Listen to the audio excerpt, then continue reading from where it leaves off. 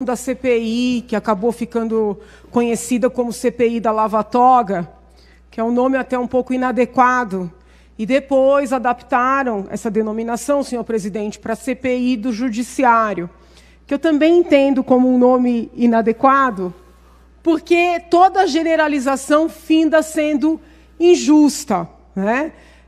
Entendo que a maior parte dos nossos magistrados, ouso dizer, a esmagadora maioria, só nos traz orgulho, né, satisfação, confiança.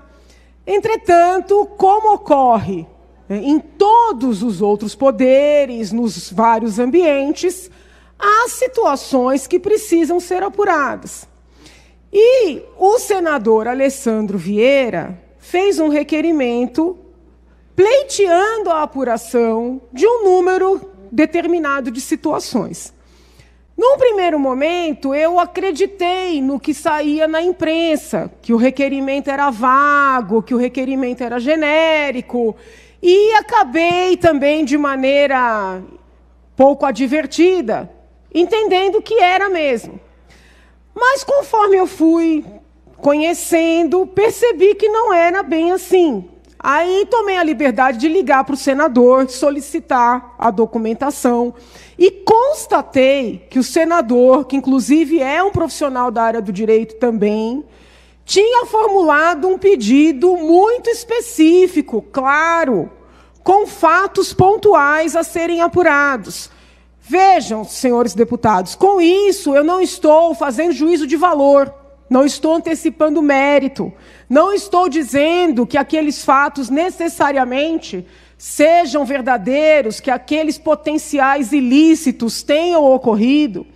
O que estou dizendo é que o senador tomou os cuidados devidos e fez um requerimento de CPI detalhado e fundamentado, com a esperança de que o atual presidente do Senado, eleito numa circunstância de renovação, de mudança de postura, que ele iria dar chances para que essa investigação ocorresse.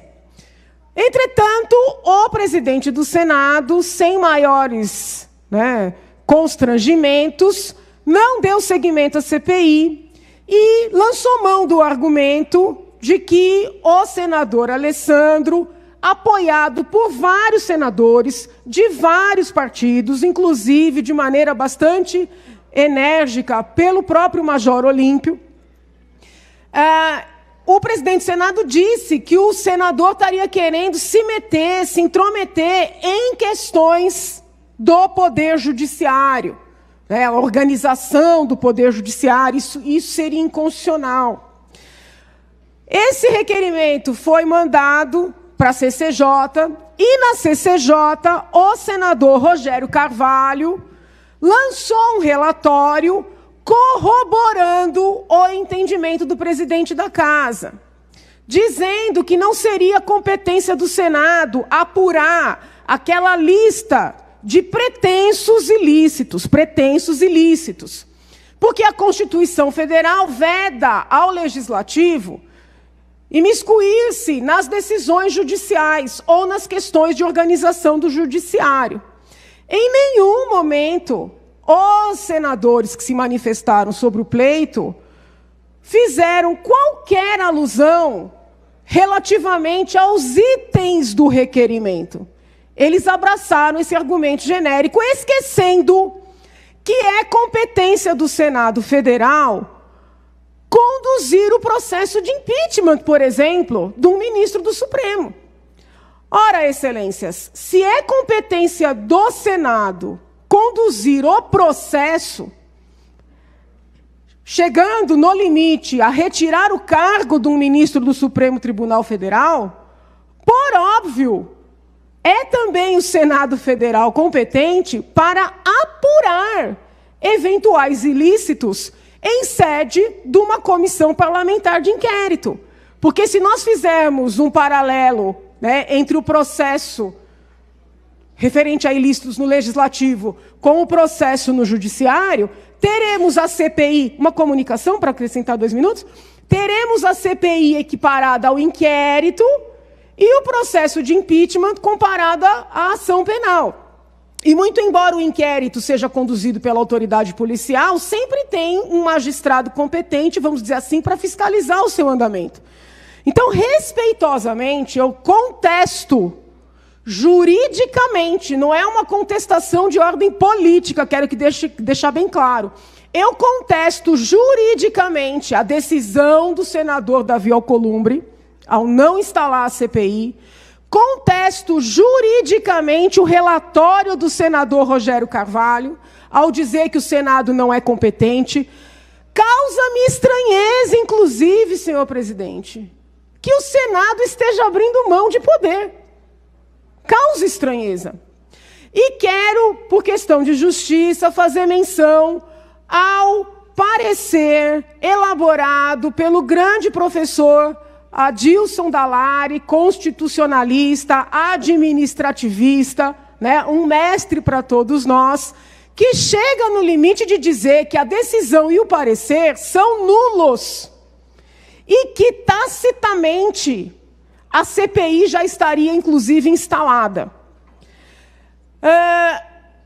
Venho uma vez mais manifestar o meu apoio ao senador Alessandro Vieira e a todos os senadores que abraçaram a necessidade de fazer essa CPI, sem com isso estar antecipando culpa de quem quer que seja.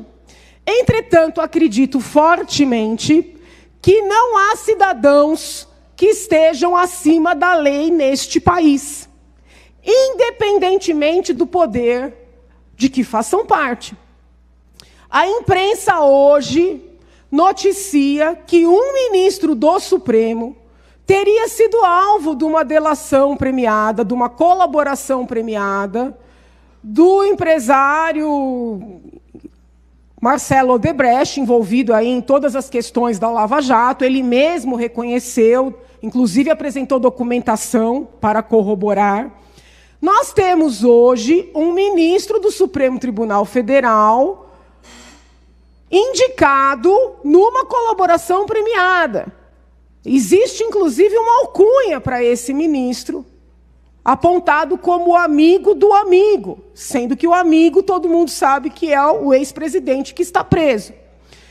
Todos sabemos que colaborações premiadas não são provas cabais, que precisam ser analisadas no conjunto probatório. Eu, como advogada, tenho consciência disso, não seria irresponsável.